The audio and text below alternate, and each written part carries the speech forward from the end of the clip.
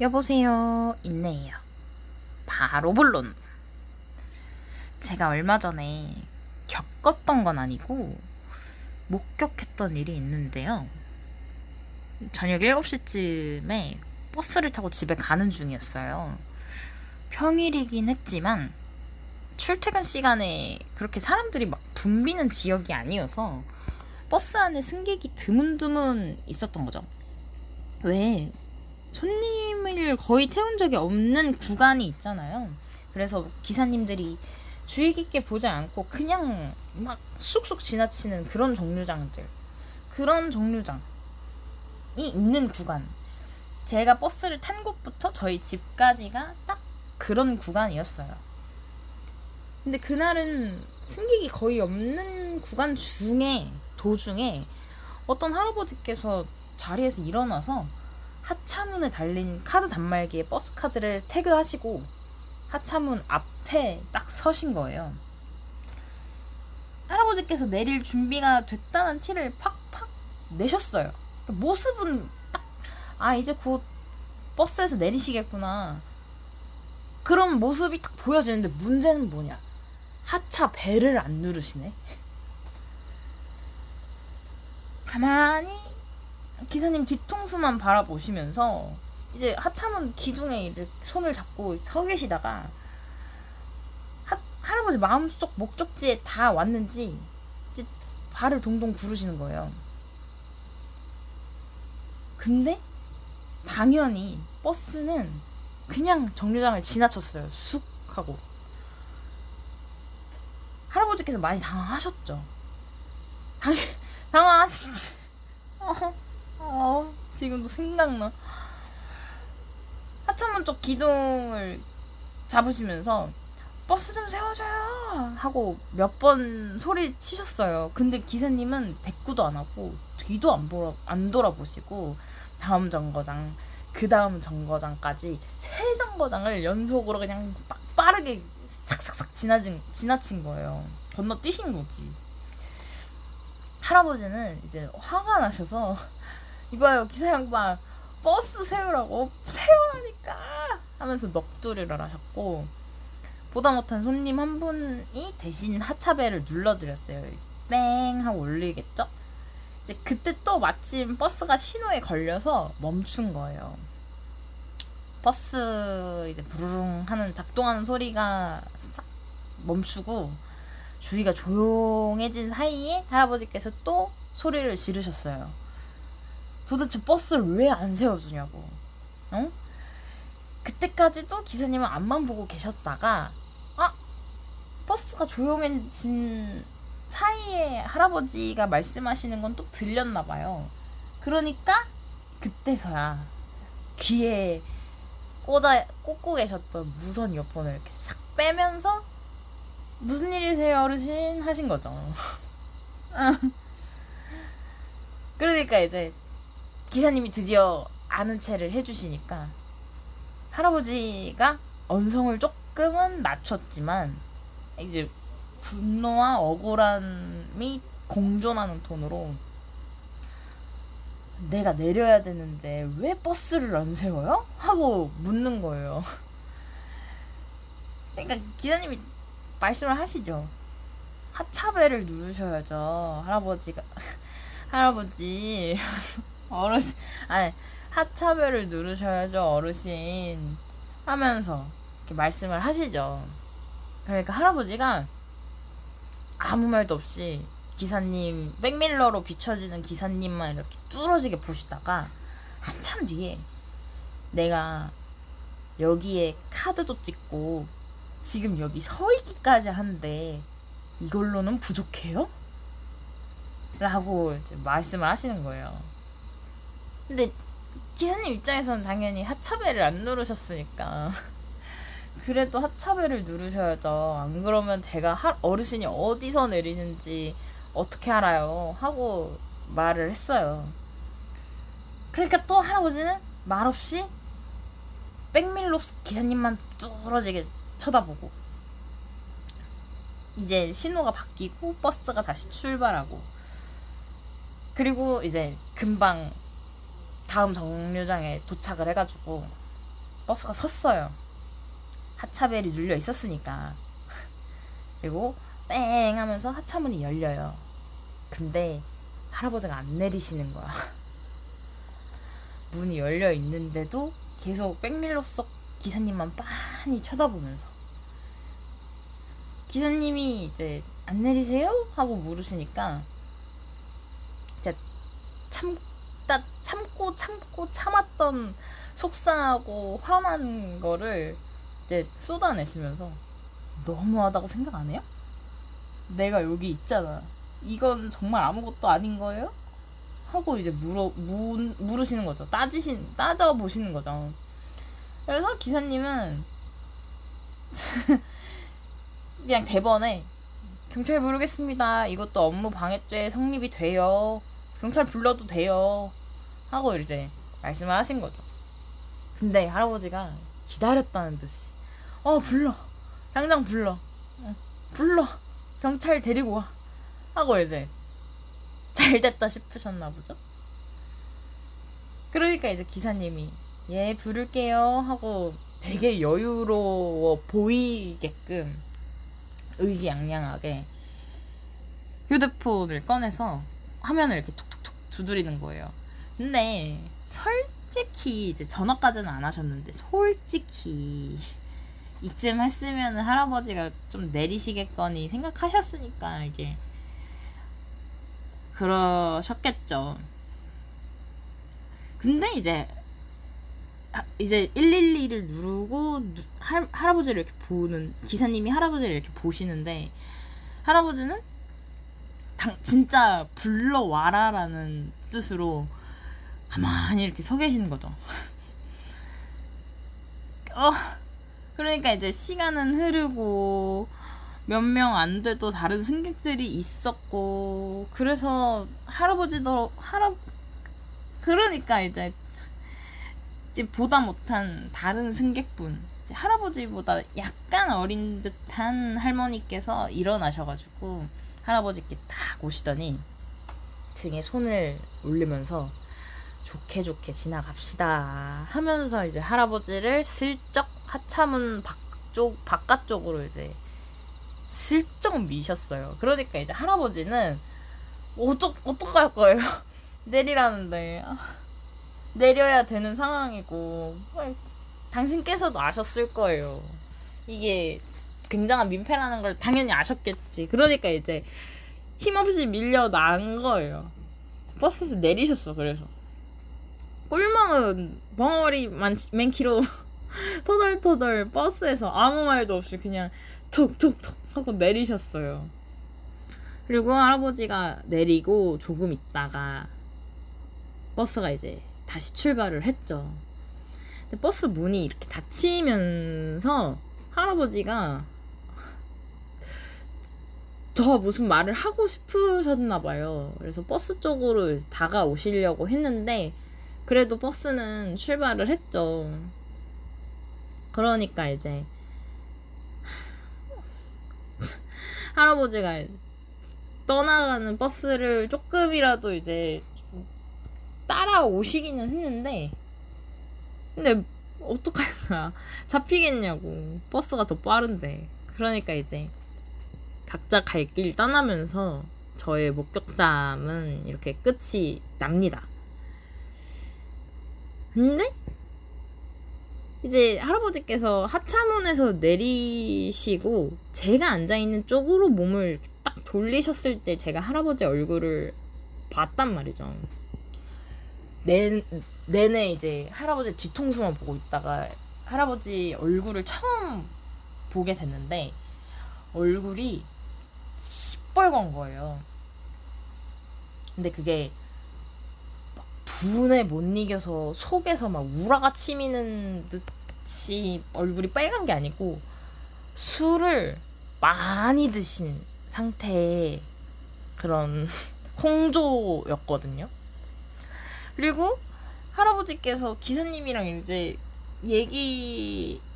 얘기라기보다는 일방적인 토로에 가까웠는데 이제 그 말씀을 또 들으면서도 할아버지께서 술이 좀 많이 취하신 것 같다라는 생각을 했었어요. 근데 저는 이제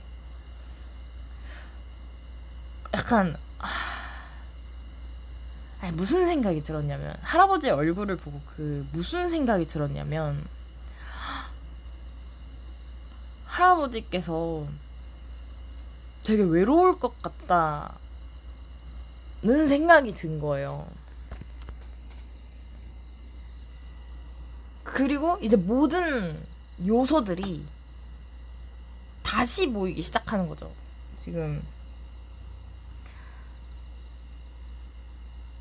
저녁 7시였고 평일인데 어떤 사람들은 이제 평일에 퇴근을 해서 회식을 시작을 했다면 한창 회식하고 있을 시간일 거거든요. 근데 그분은 7시가 그렇게 이른 시간도 아니지만 그렇다고 늦은 시간도 아니잖아요. 근데 7시라는 초저녁부터 그렇게 만취 상태가 되신 할아버지. 왜일까? 그리고 저는 자꾸 생각이 드는 할아버지의 말씀이 내가 카드도 찍고 여기 서 있기까지 했는데 이걸로는 부족한 거예요? 이거는 아무것도 아닌 겁니까? 라고 하신 그 할아버지의 말씀이 약간 머릿속에서 계속 머무는 거죠.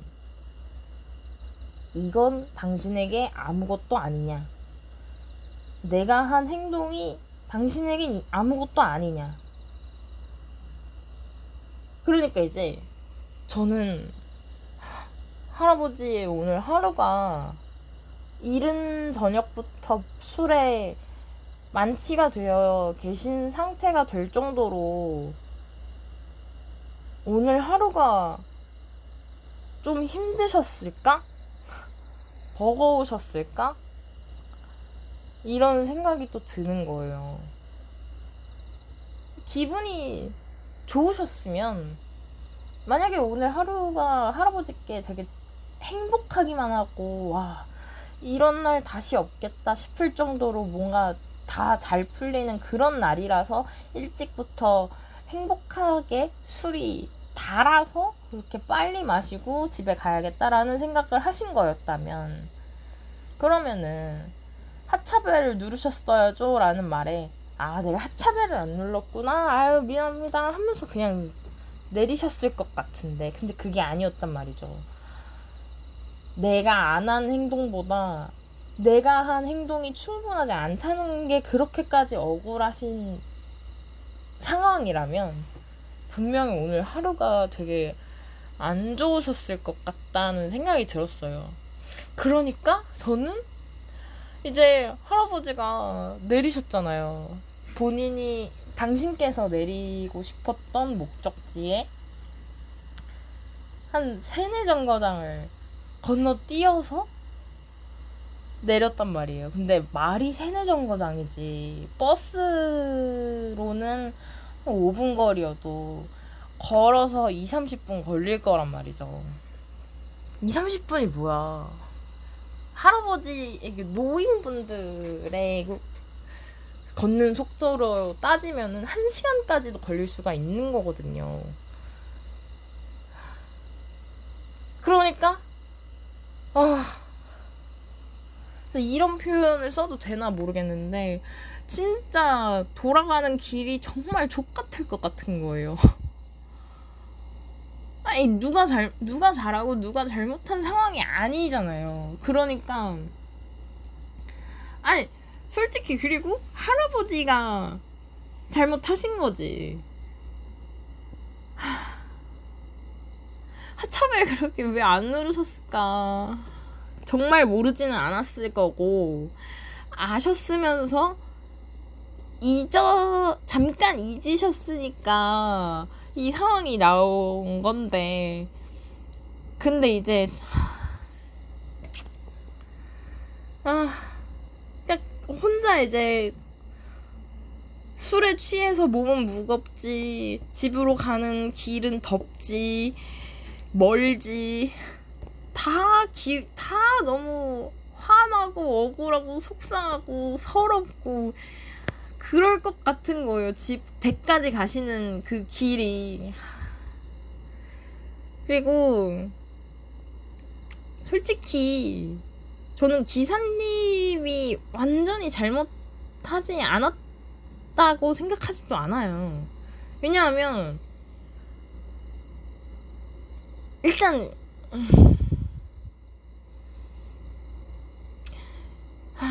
그리고 일단 그러니까 사실 할아버지 말씀도 일리가 있거든요. 사실 할아버지가 계속 서 계셨잖아요.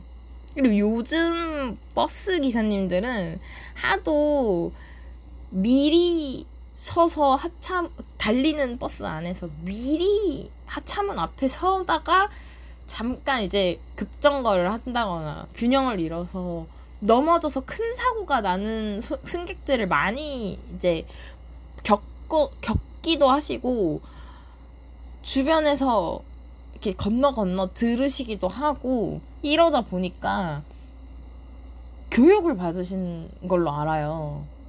이 버스가 움직이고 있는데 중간에 누군가가 이제 일어나면, 특히 노인분들께서 일어나시면, 요즘에 그런 기사님들 많잖아요. 조금이라도 이제 움직이려고 하면은 되게 신경질적으로 앉아 계시라니깐요 하는 기사님들 많이 봤거든요, 저는.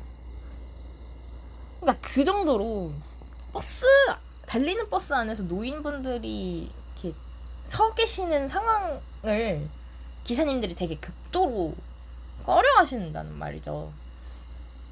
근데 그 할아버지가 되게 왜소한 편은 또 아니셨거든요. 아무리 그렇다고 한들 달리는 버스 안에서 누군가가 하차문 앞에 10,000원 버스도 아니고 승객들이 되게 뜨문뜨문 있어서 20인승 3인승 버스 안에 아니지 50인승 버스 안에 5명 타고 있는 상황이었어요. 그런 상황이었는데 할아버지가 하차문에 가만히 이렇게 서 계시고 있다면 그러니까 한번 물어봤으면 어땠을까 하는 아쉬움이 있는 거죠. 꼭 물어봤어야 된다 이렇게 얘기하고 싶진 않지만 한 번쯤 약간 왜 할아버지가 왜 서 계시지? 라고 이제 궁금했었다면 어땠을까? 라는 이제 아쉬움. 그리고 솔직히 저도 운전을 하는 사람이라서 아는 건데, 운전할 때 감각이 하나라도 닫혀있으면 안 된단 말이에요. 모든 감각을 총동원해서 운전을 하는 거란 말이에요. 왜냐? 운전한다는 거는 되게 신경을 많이 쓰는 일이거든요. 조금이라도 집중해서 벗어나는 순간 그게 큰 사고가 일어날 수도 있는 상황인 거라. 특히나 저는 되게 긴장을 많이 하는 상태에서 운전을 해요. 왜냐하면 나는 물론이고 동승자들의 목숨까지 달려있는 상황인 거니까. 물론 저 혼자 안전운전하고 방어운전 한다고 해서 사고가 안 나지는 않지만 최대한 제가 내려고 하지는 않는단 말이죠. 어디서 누가 튀어나올지도 모르고 소통에 오류가 생겨서 옆 차랑 나와 옆 차가 되게 신경질적으로 될 수도 있는 거고, 그러니까 되게 최대한 집중한단 말이에요. 근데 솔직히 직업으로 운전하시는 분들은 어떠실지 잘 몰라서 제가 감히 말씀을 드릴 수는 없지만 요즘 버스 기사님들 이어폰 꽂고 운전하시는 분들 너무 많아요. 근데 운전이라는 게 차 대 차로 운전을 하는 길을 이제 같이 주행을 하는 상황에서 소통할 수단이 클락션밖에 없거든요. 클락션 또는 깜빡이. 근데 귀를 닫아버린다? 아, 그러니까 한 정거장 지나자마자 할아버지께서 기사 양반 좀 세워주세요 하면서 소리를 지르셨는데 이어폰이라도 안 꽂고 계셨으면 조금이라도 덜 지체가 됐을 거란 말이에요. 물론 하차벨 안 누르신 게 첫 번째로 잘못이기는 하지만 근데 여러 가지 상황이 있잖아요. 사람 대 사람 간에 이제 그러니까 사람과 사람이 만나서 하는 일들인 건데 소통이 그냥 너무 아쉽다는 거예요. 너무 안타까운 거예요. 이 상황 자체가. 그리고 기사님한테만 또 뭐라고 할 수도 없는 게 기사님 입장에서는 이런 손님들을 얼마나 많이 받겠어요. 미리 일어나는 손님들 일일이 다 앉으시라고 해봤자 안 들을 사람들은 안 듣고 그러니까 이제 입을 닫아버리고 귀를 닫는 분들도 너무너무 많아요. 그러니까 최소한의 자기 방어로서 하는 행동인 것도 알겠고 근데 할아버지는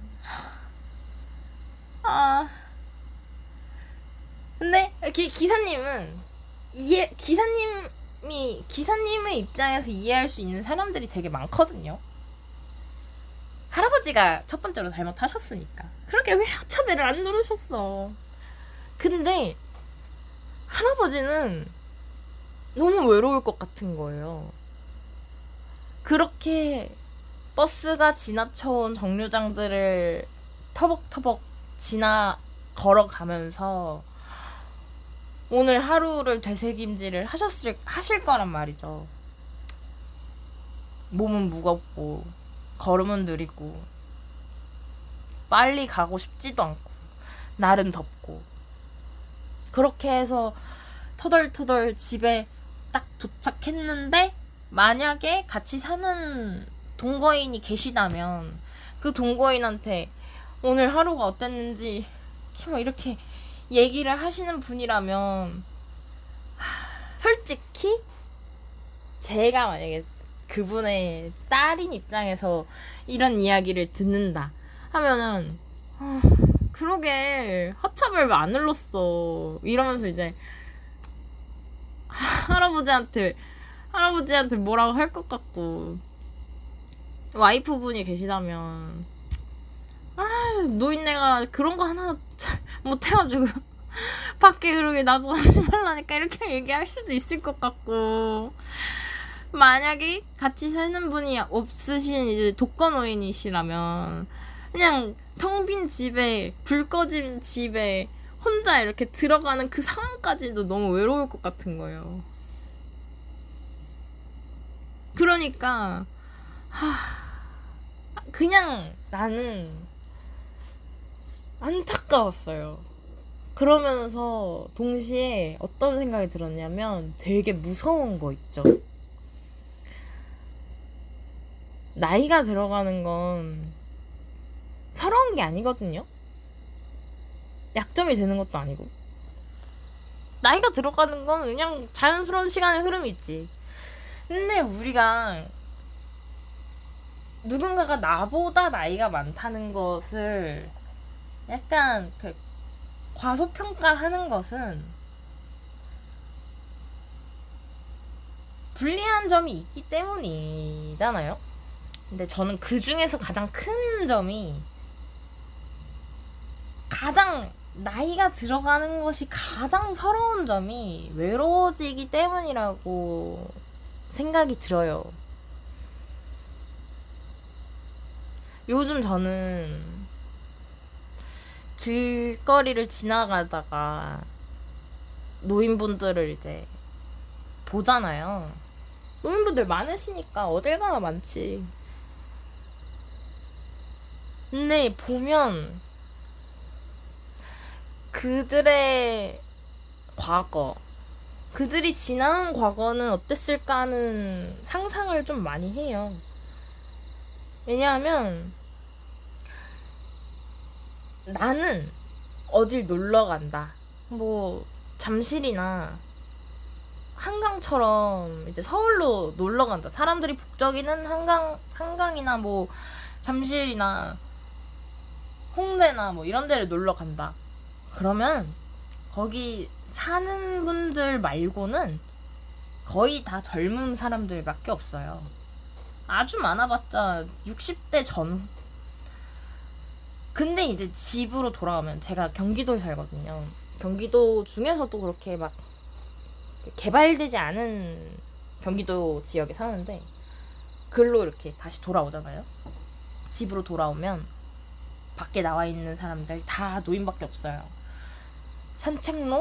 산책로에 있는 벤치, 노인분들이 전깃줄에 참새나 비둘기에 이렇게 다닥다닥 앉아 있는 것처럼 벤치에도 노인분들이 이렇게 앉아 계시고, 길거리 이제 길을 지나가다가 노인분들은 몇 걸음 걷는 것도 힘들어서 가만히 앉아 계세요. 또 그 길거리에 이제 인도 연석에 풀썩 앉으셔가지고 잠깐 이제 숨 고르세요. 그런 분들이 되게 많아요. 근데 그분들이 처음부터 노인이 아니었단 말이죠. 그분들도 제 나이셨던 적이 있고, 저보다 어리셨던 적이 있고, 학생이셨던 적이 있고, 아주 아이였을 때가 있죠. 다 그 시절을 지나오고 지금에 이르르신 분들인 거잖아요.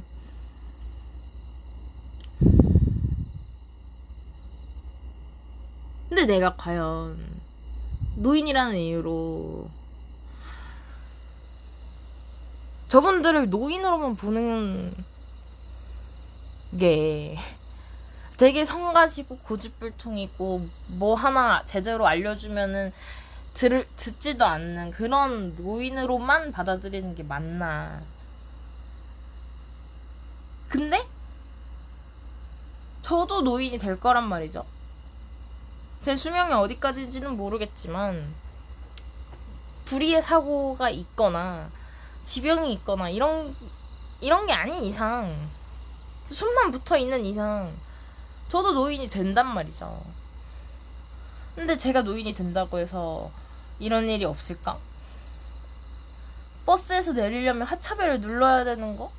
다 지금이야 당연히 알지. 근데 잠깐 까먹는 한두 번의 순간이 오지 않을 수가 있을까? 젊은 사람들은 다 잘 쓰는 키오스크를 나도 못 쓰는 순간이 올 수 있지 않을까? 요즘 화면 보는 거 침침하단 말이죠. 눈이 참 침침해. 특히 키오스크 얘기 나온 마당에 맥도날드 키오스크 너무 쓰기 어려워요. UI가 어떻게 그렇게 만들었는지 모르겠어요. 일부러 그렇게 형편없이 만든 건가? 진짜 직관적이지가 않아. 그러니까 저는 키오스크를 만든다면 이제 앞으로는 음성인식이 되는 키오스크여야 된다고 생각해요.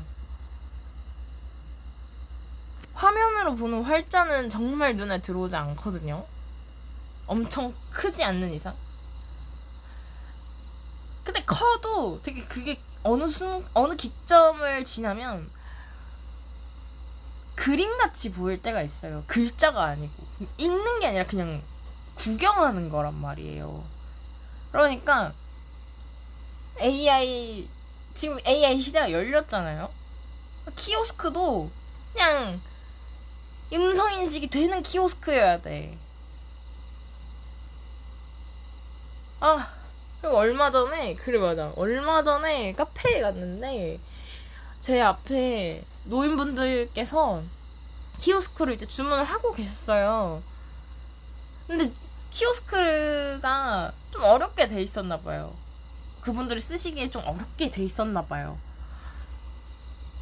이거 직원분이 거기 계시니까 바리스타로만 채용을 하신 건지는 모르겠지만, 직원분이 거기 계시니까 이거 어떻게 주문해요? 그냥 주문 받아주면 안 돼요?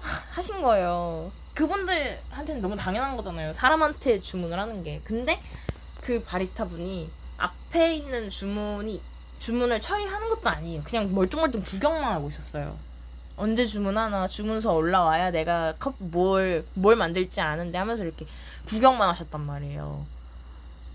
근데 직접 주문하면 안 돼요? 라고 하셨는데 눈만 끔뻑끔뻑이다가 카드 결제는 키오스크로 하시면 돼요 하고 그냥 쌩 어디론가 가버리는 거예요.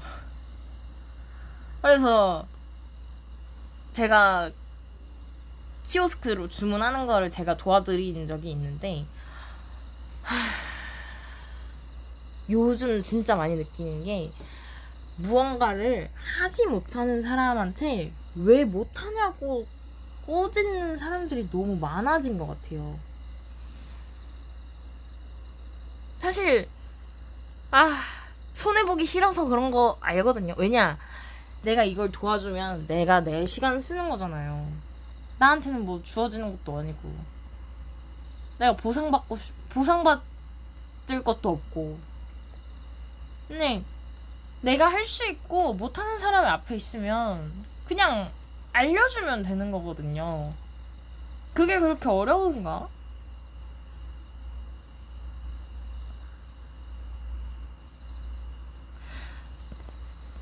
요즘 그냥 그런 생각이 들어요. 좀 세상이 너무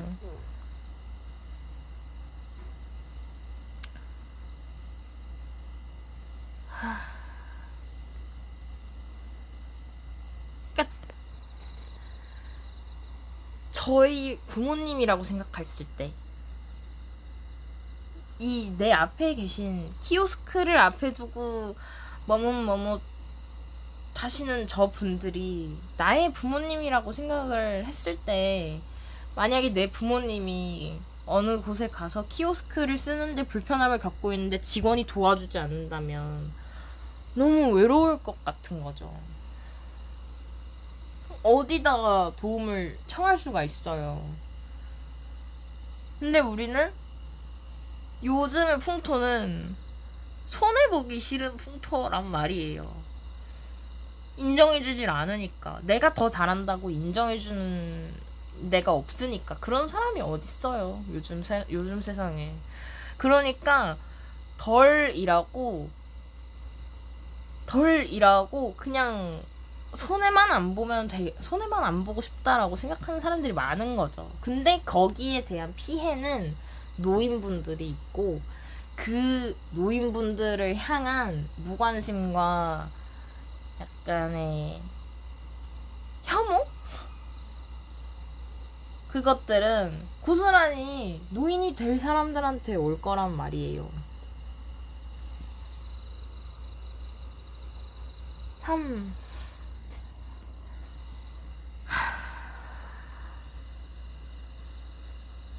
근데 그런 생각을 해요. 요즘에 그러니까 이제 젊은 사람들은 점점 더 나이 들어가는 것을 점점 더 멸시하고 과소평가하고 약간 조롱의 대상으로 삼는 것 같거든요. 이제 28살과 43살이 같은 공간에서 일을 할 때 약간 나이 많은 사람한테 뭐라고 하잖아요? 이렇게 설명하면 안 되겠구나. 그 개그 소재로 좀 많이 쓰이잖아요.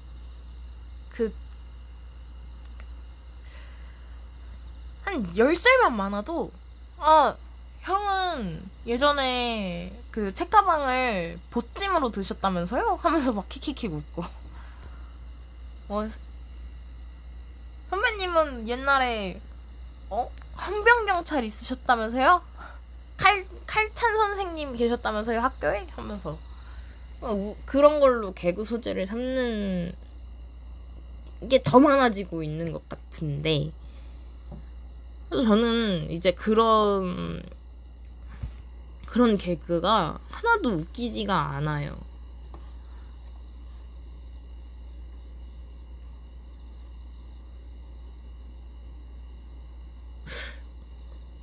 하나도 웃기지가 않아요. 우리의 노년이, 우리의 10년 뒤의 모습이 몇 살이라도 어린 친구한테 나이가 많은 걸로 공격을 당하면서 억지로 웃어야 되는 상황. 웃지 않으면 이상한 상황.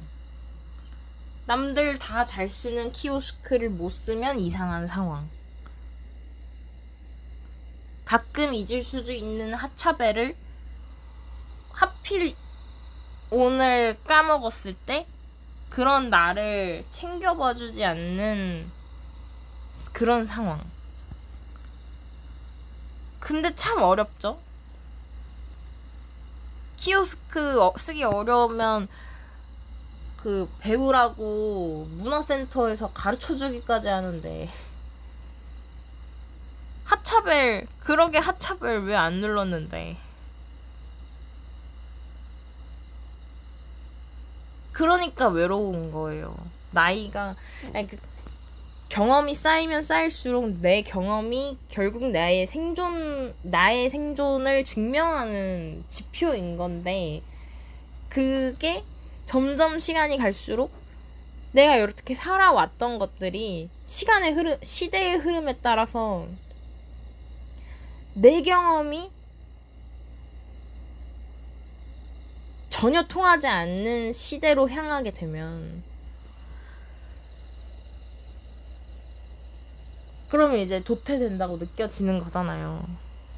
나는 어차피 오늘 내가 내일의 나보다 젊을 뿐인 건데, 나는 언제나 어제 나보다 늙을 건데, 나는 항상 어제 나보다 도태되는 그런 상황이, 도태된다고 생각해지는 그런 상황이,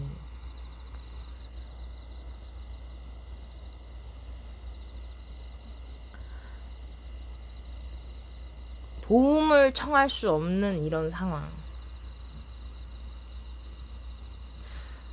도움을 바랄 수 없는 이런 상황이 참 외롭더라고요. 생각만 해도.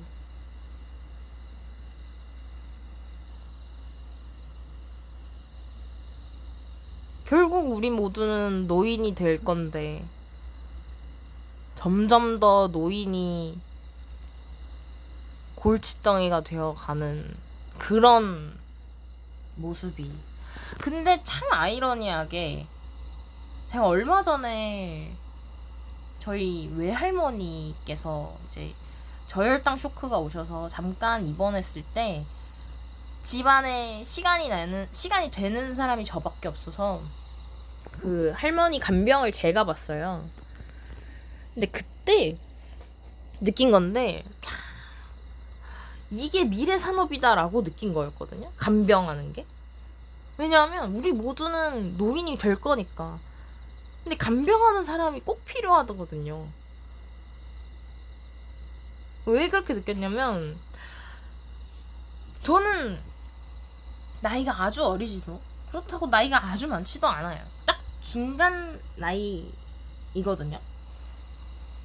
근데 그렇다고 적지 않은 인생을 살아오면서 제가 병원을 다녀본 적이 별로 없어요. 그 건강검진 할 때 빼고는 아주 운 좋게도 큰 병이 나서 뭔가 입원을 하거나 이런 적은 없어가지고 병원을 그렇게 오랫동안 있어본 적이 이번이 처음이었던 거죠. 할머니 간병하느라고 이번에 처음 입원실에 처음 이렇게 많이 있어봤는데, 진짜로 요양병원이라고 불러도 될 정도로 노인들이 거의 대부분이었어요. 근데 당연하죠, 사실. 제가 참 순진하게 생각했던 거예요. 맨날 슬기로운 의사생활이나 언젠간 슬기로울 전공의 생활 이런 드라마만 보면서 비교적 젊은데 사연을 가진 환자들만 보다가 당연히 병원을 와야 되는 연령층을 직접 경험을 한 거죠. 직접 이제 목격을 한 거죠. 진짜 놀랐어요. 그래서 병원에 진짜 노인분들이 많구나. 노인분들 정말 많구나. 근데 그 노인분들마다 자녀가 있으신 분들도 계시고, 자녀가 있는데 케어해줄 수 없는 분들도 계시고, 자녀가 도움을 줄 수 있는 자녀가 아예 없으신 분들도 계실 거란 말이에요. 근데 병에 걸려서 또는 사고가 있어서 입원하신 젊은 분들도 마찬가지지만 간병하는 사람이 꼭 필요하다는 말인 거죠. 왜냐면 혼자서 할 수 있는 일이 별로 없어요. 특히 노인은, 저희 외할머니께서는 특히 더 혼자서 아예 못하세요. 이제 외삼촌이 할머니를 모시고 살고 계시다가 한 요양원으로 가신 지 2년 정도 됐어요. 왜냐하면 이제 요양원을 운영하는 사람이 집안 중에 있어가지고, 그래서 이제 어찌 보면 특혜죠. 그 부모님, 저희 어머니 이제 외삼촌도 마찬가지로 이제 집안에서 운영을 하니까 또 요양원을 믿고 맡긴 요양원에 할머니를 이제 믿고 맡긴 거잖아요. 어쨌든 요양원에 가신 게 한 2년 정도 넘었는데, 그러고 나서 최근 사이에 한 6개월 정도 사이에 할머니가 원래 앓고 계시던 당뇨가 있는데, 그 당뇨 때문에 드시던 약이 약효가 아예 없다시피 한 거예요. 그래서 저혈당 쇼크가 와버린 거죠. 그래서 이제 입원을 하셨는데, 입원을 하시면서 이제 할머니 앞으로 어떤 거를 이제 해야 될까. 근데 요양원을 가시기 시작하면서 거의 안 움직이시니까 급속도로 할머니 몸에 있는 근육들이 녹아내리다시피 없어진 거예요. 아예 못 움직이시는 거예요. 그래서 저혈당 쇼크가 왔나 싶을 정도로 딱 그 타이밍에. 그러네. 진짜 할머니 몸 보면은 뼈밖에 없어요. 살이랑. 그 살이 이제 늘어진 살은 거의 무슨 풍선을 빵빵하게 불었다가 공기가 빠져가지고 너덜너덜한 상태의 풍선 가죽을 보는 것 같이 그런 모습인데, 근육이 아예 다 빠지고 이제는 움직이는 법 자체를 이제 잊어버리신 것 같아요. 하필이면 또 치매도 있으셔가지고. 근데 저희끼리 하는 얘기긴 한데 이쁜 치매거든요. 뭔가 치매라고 하면은 갑자기 성격이 바뀌고 까먹고 뭔가 화도 잘 내고 뭔가 계속 잊고 옛날 생각만 하고 사람 못 알아보고 갑자기 집 뛰쳐나가가지고 실종되고 이런 분들도 많은데, 저희 할머니는 그냥 웃으세요. 누구 보면은 그냥 해 하면서 웃으세요. 그래서 저희끼리는 그냥 웃기만 하고 싫다 소리야 못하고 주면 주는 대로 다 먹고 이러니까 이제 이쁜 치매라고 하는데, 그러다 보니까 간병인이 더 필요한 게, 이제 화장실도 못 가시니까 기저귀를 차시거든요. 기저귀 갈아줄 사람이 필요하잖아요. 그거 아세요? 노인 기저귀 채우는 거 진짜 힘든 거. 저 진짜 세상에서 몸 쓰는 일 많이 했다고 생각했는데 세상에서 간병하는 일이 제일 힘들었어요.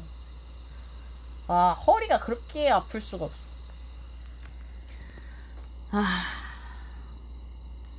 근데 대부분의 노인분들은 기저귀를 차세요. 왜냐하면 그 생리 현상을 조절할 수 있는 능력이 쇠퇴하니까 화장실 갈 때까지 기다리지 못하고 뭔가 지리고 있고 이러니까 이제 성인용 기저귀를 많이 차시는데, 그거를 혼자서 이제 갈 수 있으면 참 좋겠죠. 근데 대부분 이제 병원을 가시는 분들은 그 기저귀를 갈아드려야 돼요. 그러니까 이제 그 간병인이 정말 많이 필요한 거죠. 그리고 저희 할머니도 그렇지만 아예 못 움직이시다시피 하니까 식사도 먹여드려야 되거든요. 그러니까 얼마나 다행이에요.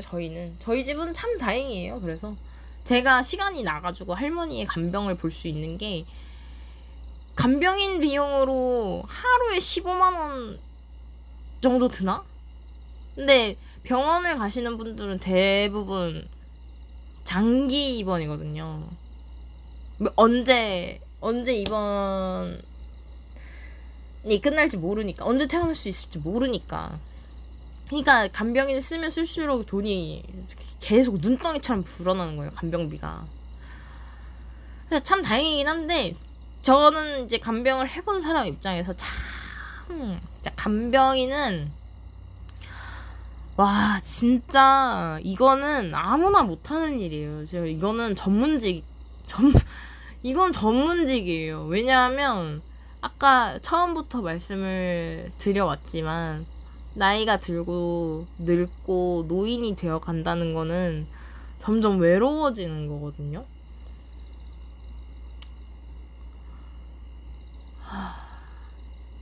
갑자기 또 외로워졌어. 말하는 순간 외로워졌어.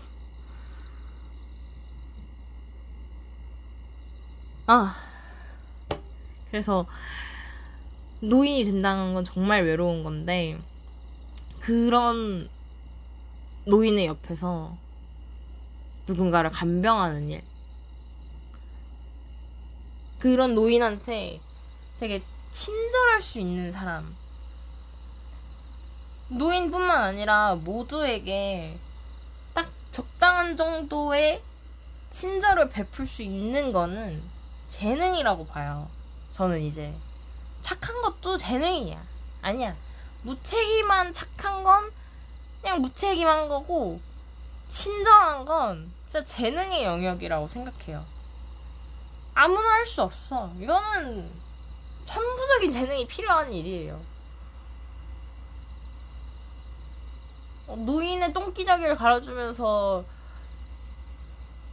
화내지 않을 수 있는가? 요양보호사님들 중에 이제 가끔 그런 뉴스 나오잖아요. 집에 방문하는 요양보호사인데 우연히 홈캠으로 봤다가 그 요양보호사가 우리 어머니 노인 폭행하고 있더라. 근데 그게 일부분이지만 짜증이 안 날 수가 없어요. 애 키우는 거랑 진짜 똑같아요. 근데 애는 작고 가볍기라도 하지, 노인은 크고 무거워요. 진짜 생각보다 노인의 몸은 무거워요.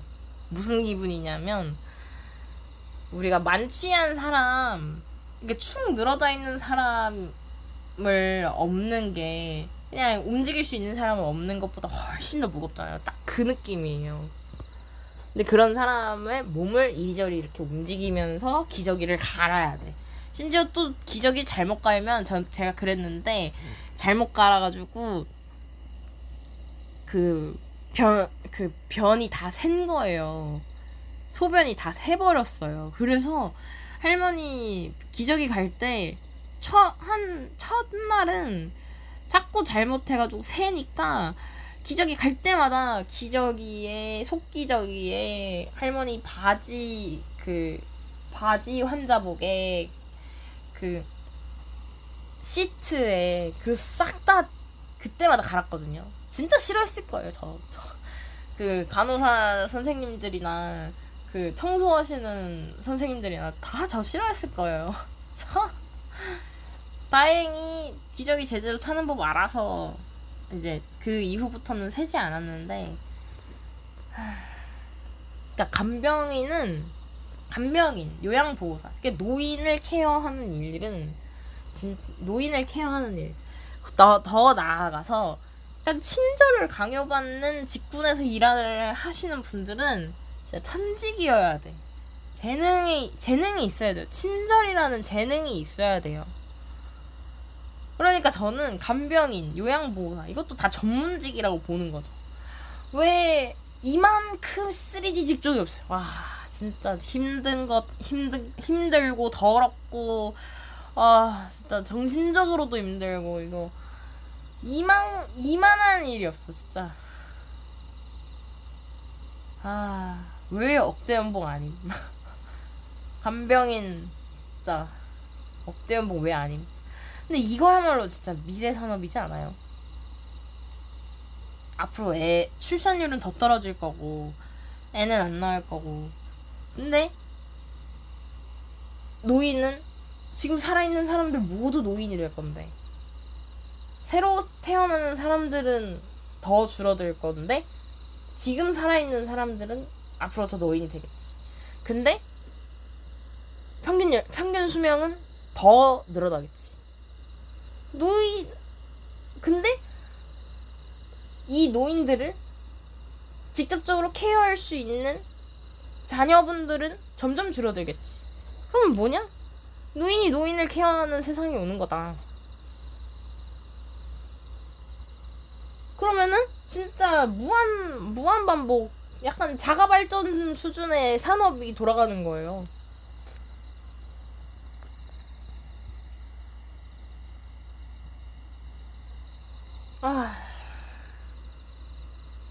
진짜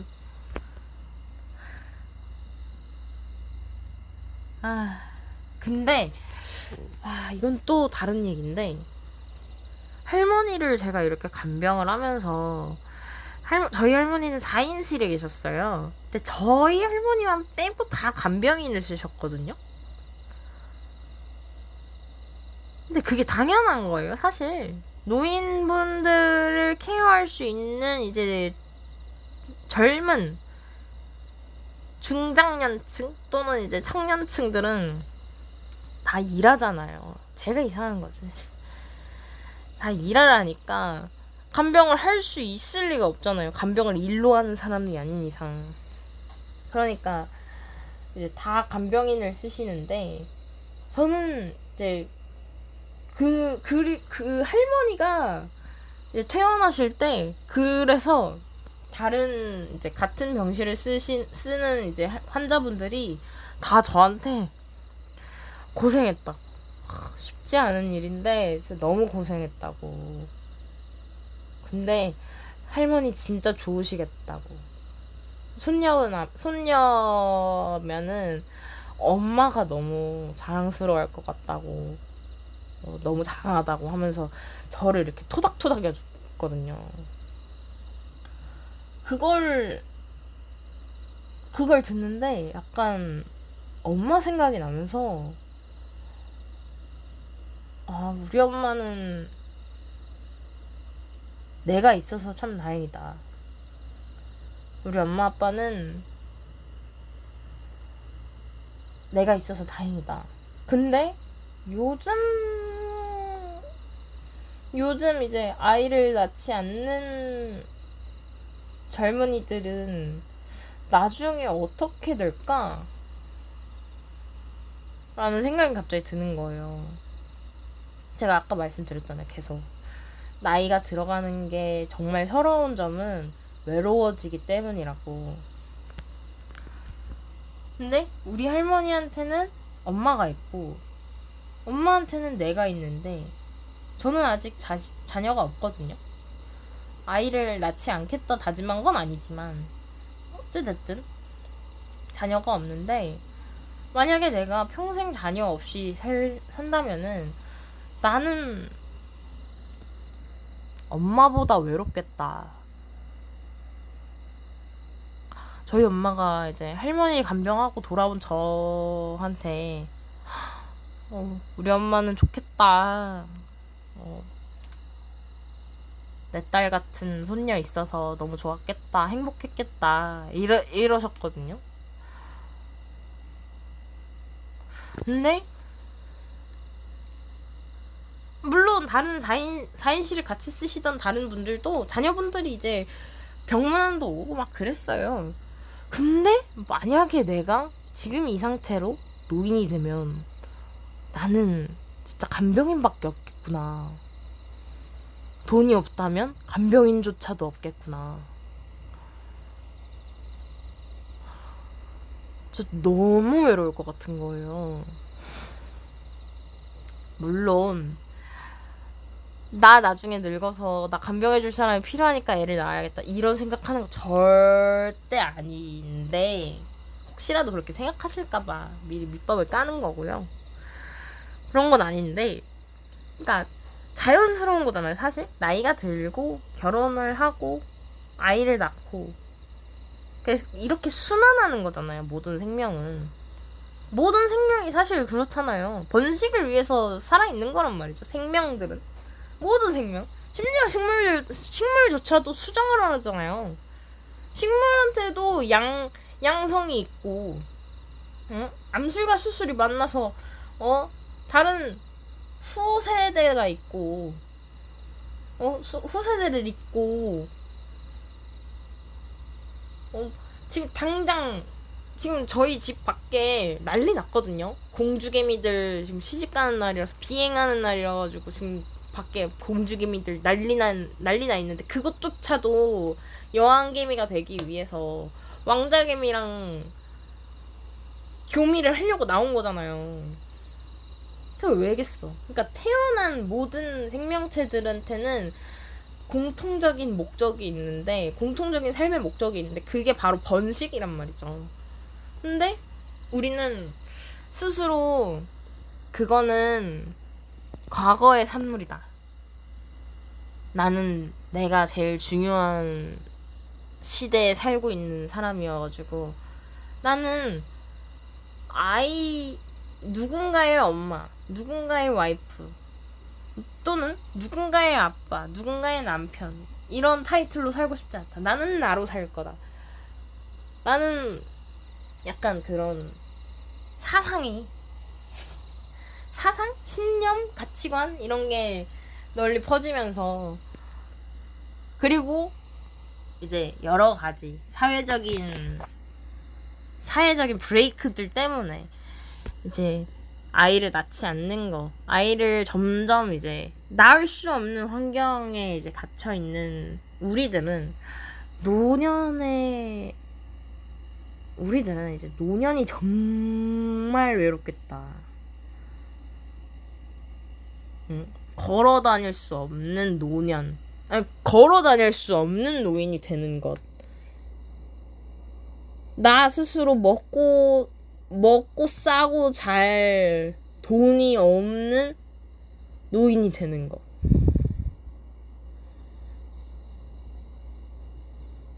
이 두 가지만 못해도 우리는 정말 너무너무 외로운 노인이 되겠구나. 당장 노인이 아니더라도 지금 당장 너무너무 외로울 것 같다. 우리 세상은 참 점점 고령화 사회가 아니고 고독한 사회가 되어 가고 있다.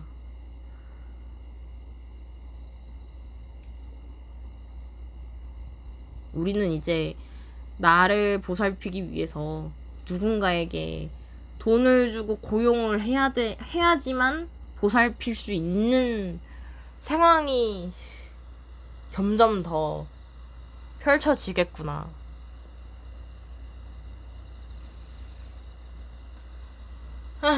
참 그래요. 참 진짜 요즘 여러 가지 생각을 하고 있는데, 참 사실 근데 이런 생각을 하게 된 것도 제가 보통 이제 누군가는 어떤 사람은 엄마와 아빠가 있고 그 엄마와 아빠가 가까이 있을 거잖아요. 그래서 보통은 다들 보통은 조부모님이라고 하면은 네 분이 계시단 말이죠. 근데 저는 이제 한 분밖에 안 남아 계세요. 친할아버지는 제가 이제 본 적도 없었고 뵌 적도 없던 되게 오래전에 돌아가셨고, 그 다음이 외할아버지는 제가 이제 초등학교 때 돌아가셨고, 그 다음이 이제 친할머니께서는 몇 년 전에 돌아가셨고, 이제 외할머니 한 분 남아 계신 거예요.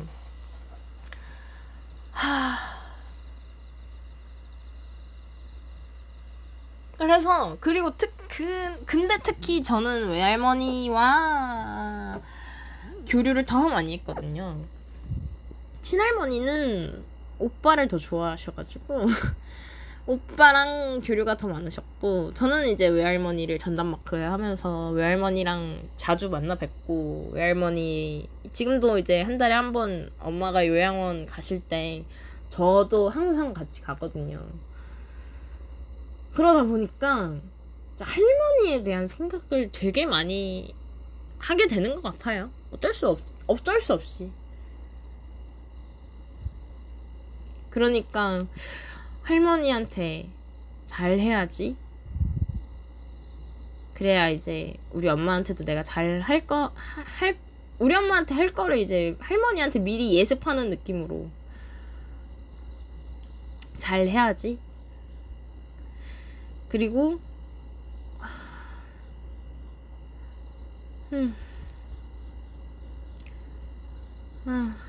우리 귀여운 할머니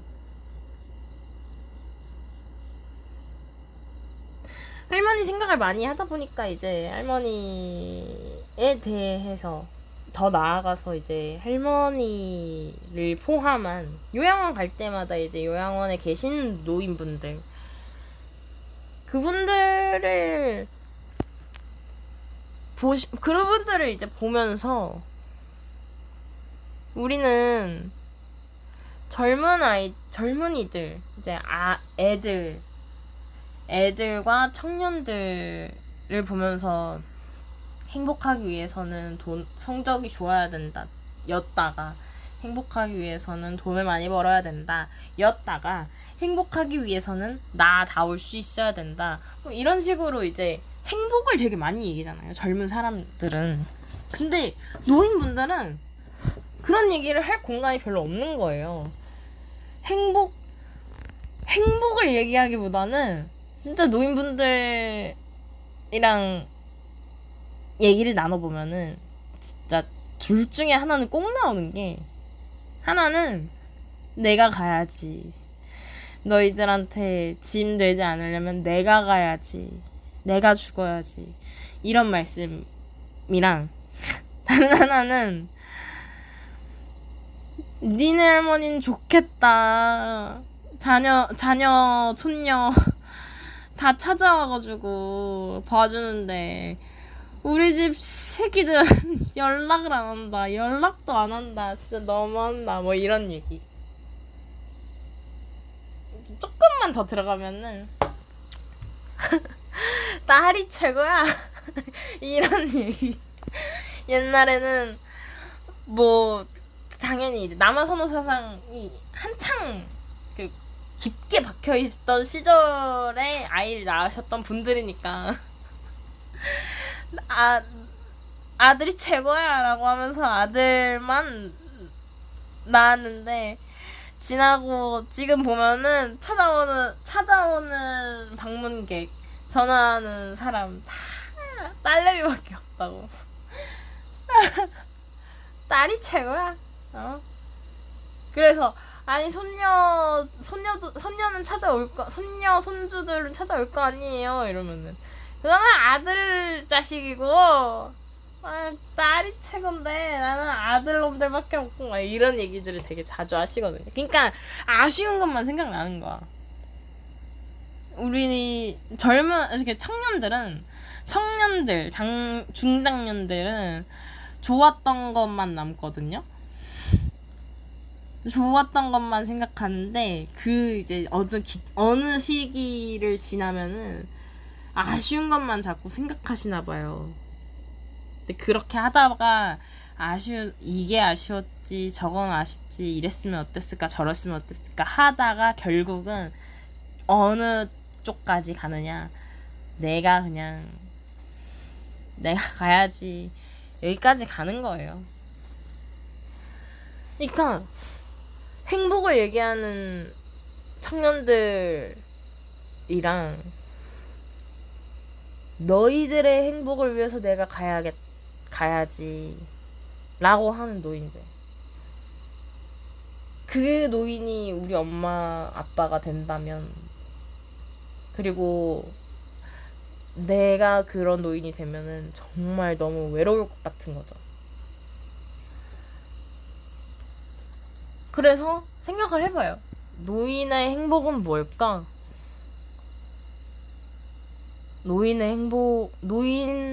행복한 노인은 어떤 모습일까?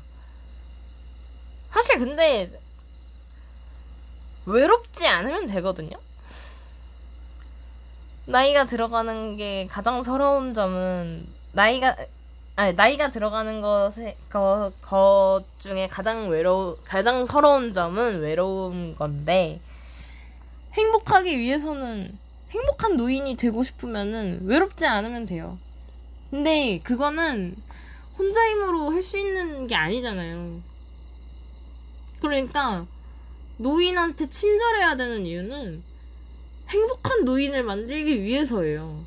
왜냐하면 행복한 노인을 만들어주는 건 그 노인을 친절하게 바라봐주고 친절하게 노인에게 손을 내밀어주는 상대밖에 없거든요. 근데 그게 참 쉽지가 않잖아요. 괴팍한 노인도 있고 참 진상 같은 노인도 있고, 무슨 말을 하면은 듣지도 않고 무조건 내가 잘못했다고 막 쏟아붓고 따지고 하는 노인이 있고, 참 이상적인 얘기만 제가 하고 있는데 사실 현실은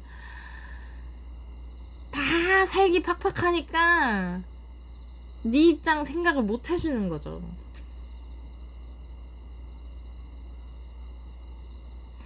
근데 글쎄요,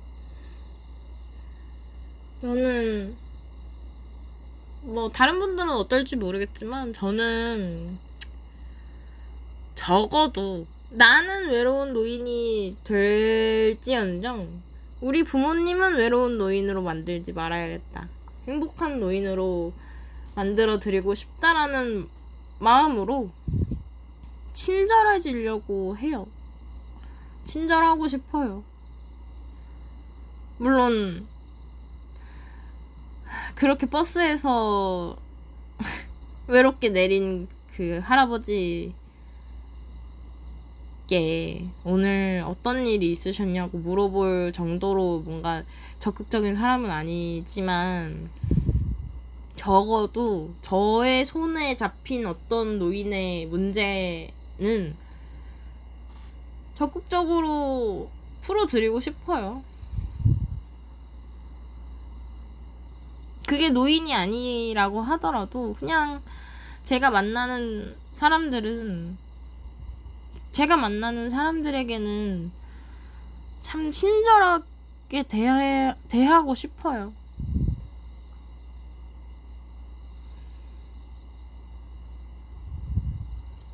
왜냐면 우리는 다 도찐 개찐이니까. 그리고 사실 이건 자신이 있는데 저한텐 문제가 없을 거거든요. 근데 저한테 누군가가 화를 낸다?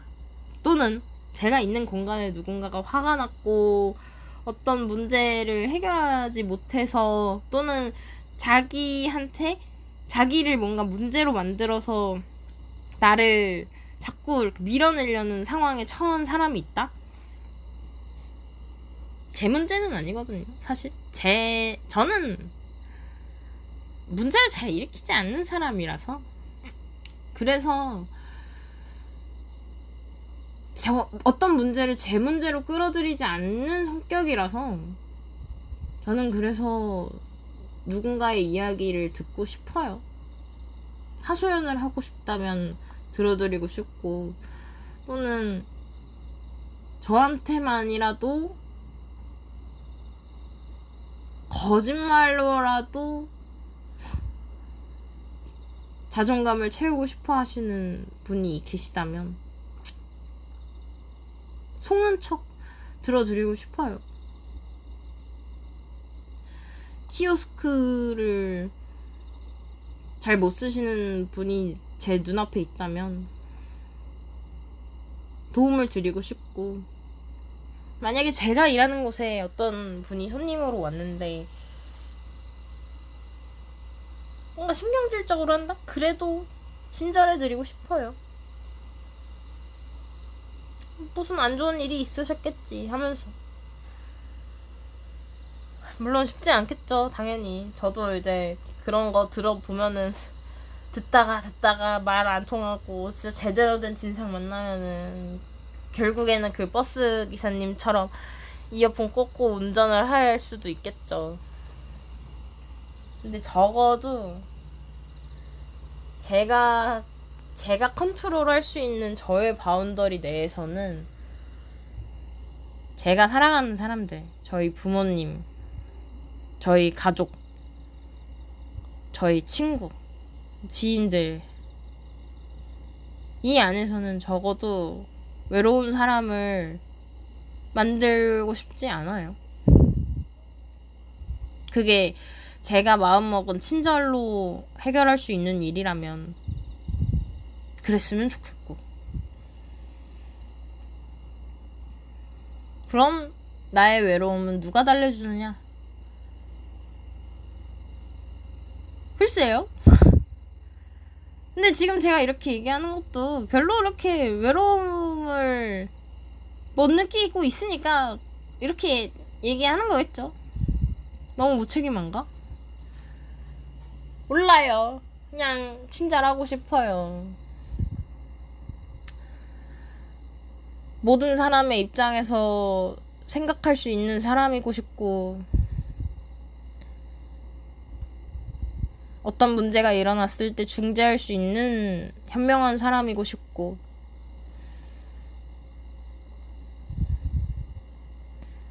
외로운 누군가가 저로 인해서 답답한 마음에 숨쉴 구멍이 조금이라도 뚫렸으면 좋겠고. 아, 할머니 보고 싶다. 우리 할머니 귀여운데 왜 이렇게 노인들은 귀여울까요? 진짜 빡센 민원인 노인 한번 만나보지 못해서 그런 건가? 근데 사실 제가 알바할 때도 그랬지만 제가 참 약간 손님들한테 사랑받는 타입이어서, 지금은 모르겠다. 너무 옛날 얘기라서. 어쨌든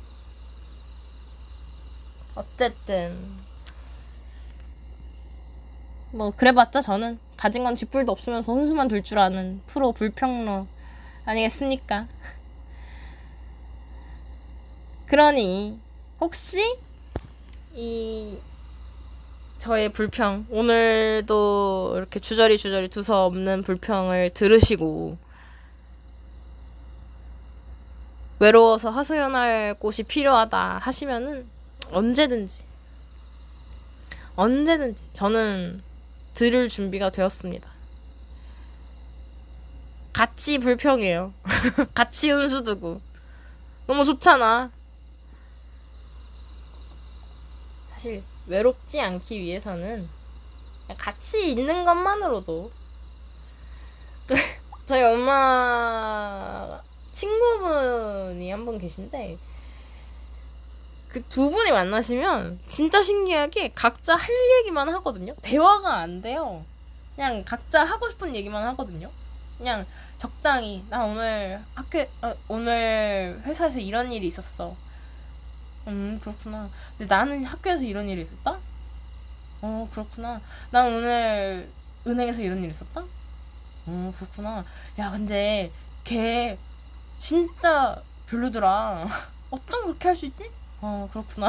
하면서 자기들 하고 싶은 얘기만 그냥 이렇게 핑퐁처럼 핑퐁 주고받는 것도 아니야. 심지어 핑퐁이 아니고 그냥 각자 벽에 대고 그냥 혼자 테니스를 옆에서 치는 듯한 느낌이에요. 근데 그것도 그거를 같이 하니까 참 웃기더만요. 그니까 참 그니까 저희 엄마가 별로 그렇게 친구분들을 자주 만나는 편이 아니신데 꼭 그 친구분을 보고 오시면 참 그렇게 꿀잠을 주무세요. 뭔가 참 후련하신가 봐. 그러니까 외롭지 않은 노인이 되는 방법은 사실 내 이야기 들어줄 귓구멍 하나만 있으면 되는 것 같아요. 근데 대신에 내 귓구멍은 열어둬야지. 나는 그 귓구멍 붙잡고 내내 얘기하는데 그 사람이 붙잡을 귓구멍 정도는 될 각오가 돼야지.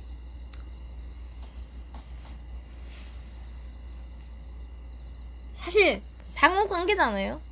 세상에 혼자 사는 사람이 어딨어.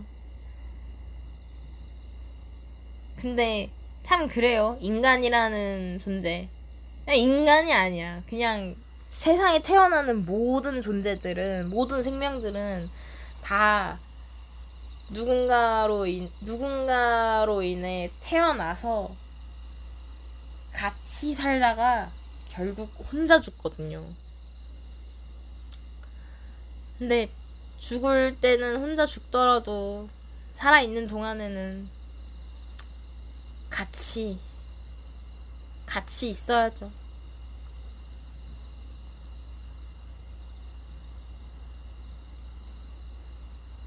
근데 또 생각해보니까 노인분들은 그냥 내 하소연을 할 귓구멍만 필요해도 될 것 같아요. 사실 노인분들은 귀가 잘 안 들리거든요. 은유적인 표현일 수도 있고 직접적인 표현일 수도 있지만 귀가 잘 안 들리세요. 근데 머릿속에 하고 싶은 얘기는 많고 일단 쏟아는 내고 있고 멈출 수는 없고 핸들이 고장난 에이톤 트럭처럼. 근데 핸들은 고장나도 되는데 브레이크가 고장난 맞나? 브레이크가 고장난 에이톤 트럭이 아무튼 중요하지 않고 노인분들은 잘 못 들으시니까 들을 수 있는 사람이 들어드리는 것도 좋지 않을까.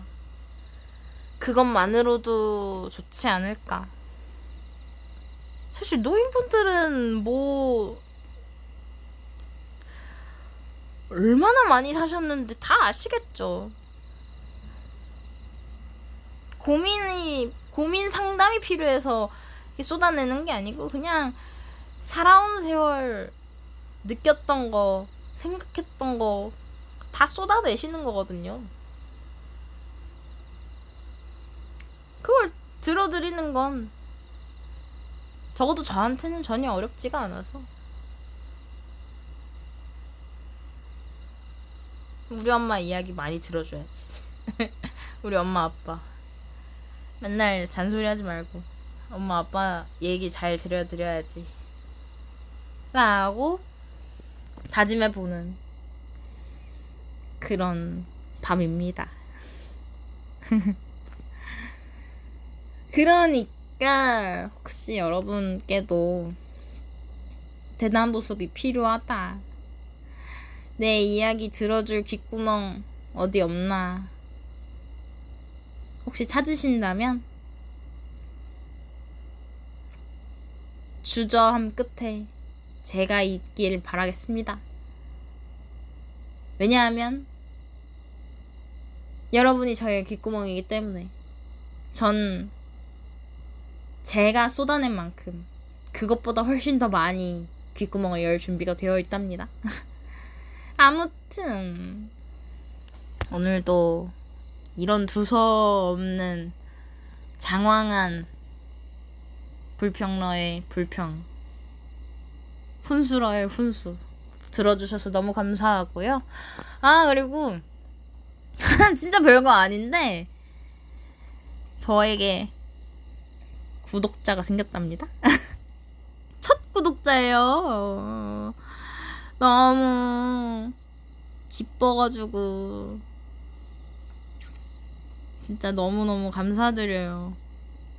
아무것도 아닌데 그냥 진짜 주저리 떠드는 것밖에 없는데 구독해주신 분, 저의 첫 구독자 정말 잊지 않겠습니다. 너무너무 감사하고 앞으로도 저의 이야기 들어주시는 분들께 너무너무 감사하고 또 감사드립니다. 앞으로도 전국적, 국제적인 프로 불평러가 되기 위해서 열심히 입담을 갈고 닦아보겠습니다. 아직 입추가 지났지만 아직 무더운데 다들 여름의 끝까지 더위 먹지 않고 잘 버텨주시길. 왜냐면 저는 여름이 정말 싫거든요. 너무 더워. 습하고 너무 싫어. 그러니까 우리 모두 함께 살아가는 이 삶 다같이 외롭지 않게 으쌰으쌰 이렇게 살아가 보도록 해요. 그러면 다음 불평, 다음 훈수 때 또 만나요. 안녕.